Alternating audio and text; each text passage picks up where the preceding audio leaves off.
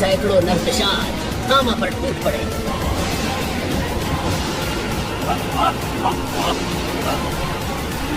हामा नहीं जानते थे कि दुदुसी इतनी शक्तिशाली हो चुकी है। वो शुरू से ही हामा पर भारी पड़ रही थी।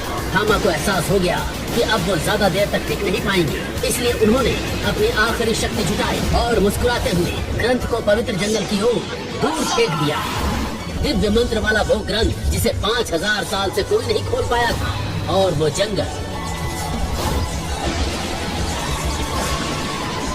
जो मंत्रों से सुरक्षित था, जहाँ दुदुसी जैसी वाली शक्ति थी पैर नहीं रख सकती थी। ये तूने ठीक नहीं किया था माँ। एक दिन मैं उस पवित्र जंगल में जाने का रास्ता भी ढूंढ लूंगी और वो ग्रंथ भी मेरा होगा और तुम भी। ये कहते हुए अचानक दुदुसी ने हामा पर एक भयानक वार कर दिया और हंसते हुए वहाँ से चली गई।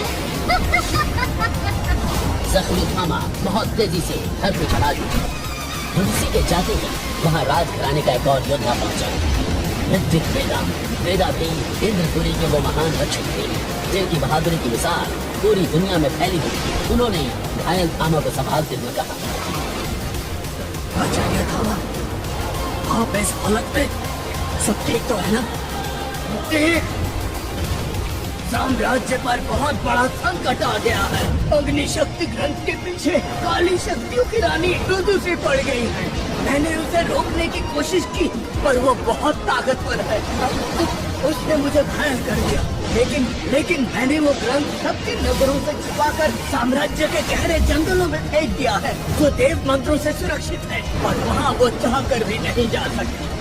फिर भी मुझे डर है वो उस ग्रंथ का पीछा नहीं छोड़ेगी और जरूर वापस आएगी। वहीं उसी राज्य के कोने में एक ऐसा युवक रहता था जिसका नाम था विद्युत, जिसका जन्म ही एक रहस्यमय घटना था।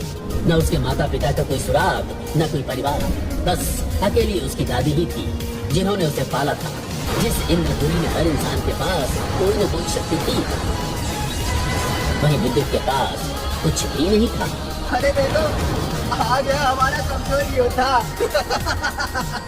जिसे सांस लेने में भी दम घुटता है।